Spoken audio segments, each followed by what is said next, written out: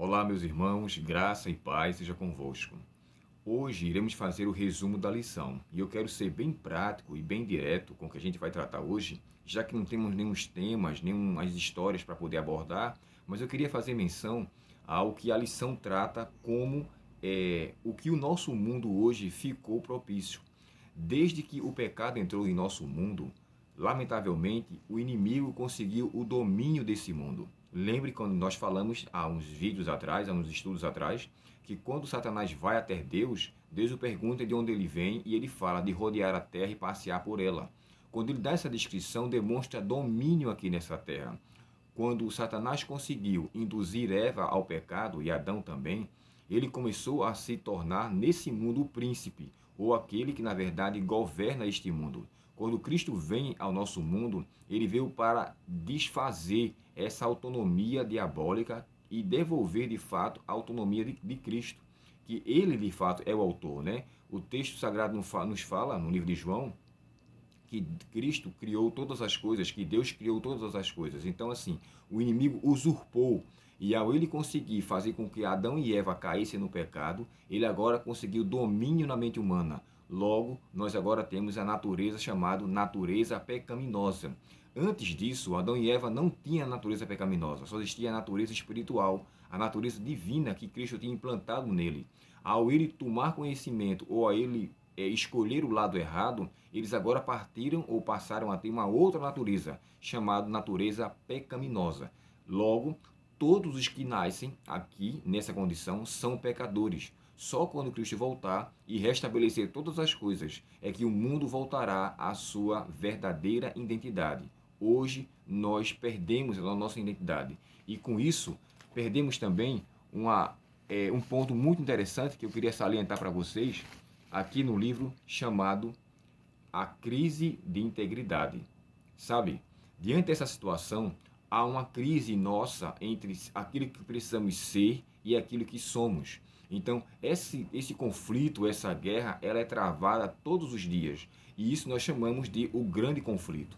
Diante dessa situação, ao inimigo ter conseguido o domínio desse mundo, logo agora ele consegue, na mente dos seres humanos, lhe despertar desejos, interesses para com aquilo que é pecaminoso. Então, assim, Paulo, na sua carta aos Gálatas, ele diz assim: andai no Espírito e de maneira nenhuma satisfarei as obras da carne. É um conselho que Paulo nos concede para que a gente entenda que nós temos uma natureza que tem que ser suplantada, tem que ser arraigada, tem que ser tirada através de uma submissão divina. Logo, aqui nessa terra, embora nós não consigamos arrancá-la por completo, através de boas escolhas, nós poderemos dizer que causamos uma resistência para com ele, e o seu poder sobre nós, ele é diminuído.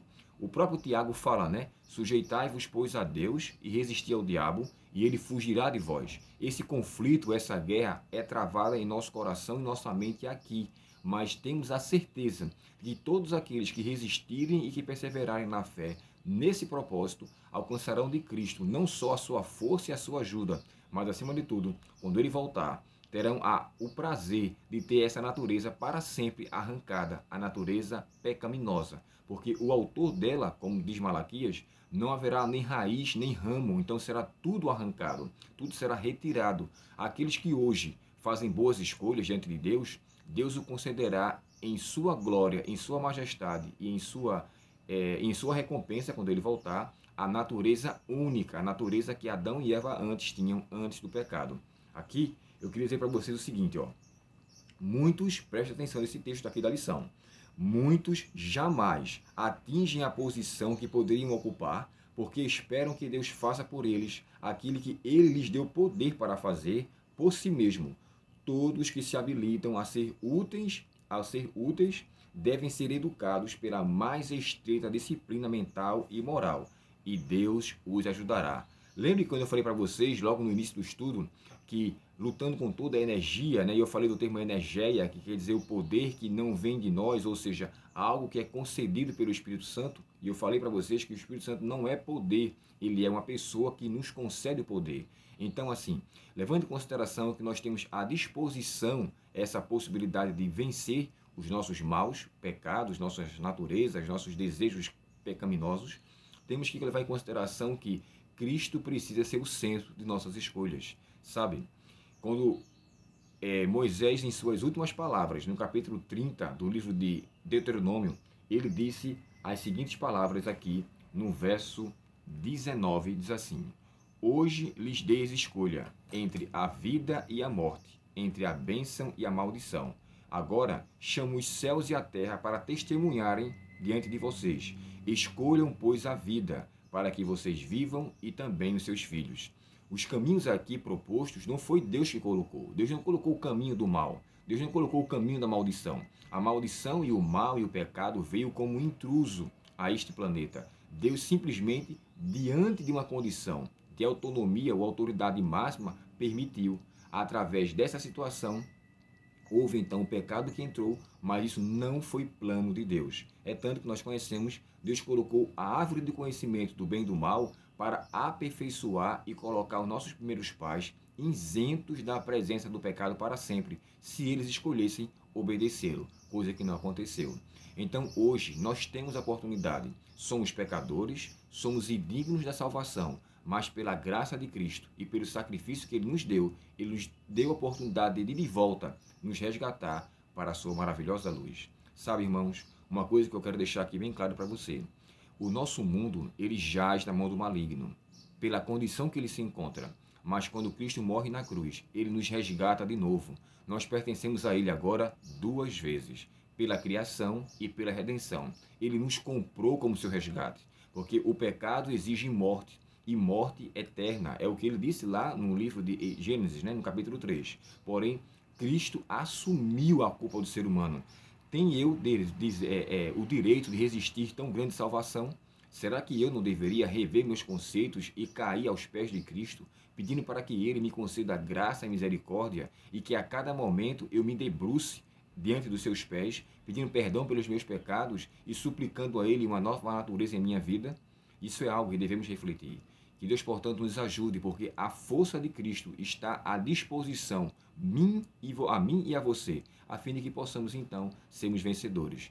Que Deus, portanto, nos conceda essa consciência e que eu e você alcancemos a tão sonhada redenção, a saber, a vitória que Cristo nos concedeu na cruz. E essa vitória é nossa pelo sangue de Cristo. Deus, portanto, nos abençoe e agora pedimos a Deus que, ao suplicar nessa oração a sua presença, a sua atuação, tenhamos de fato a consideração de que nada que Cristo fez por nós foi em vão, mas com certeza nós o aceitamos e iremos nos apropriar de sua força para que sejamos em Cristo mais que vencedores.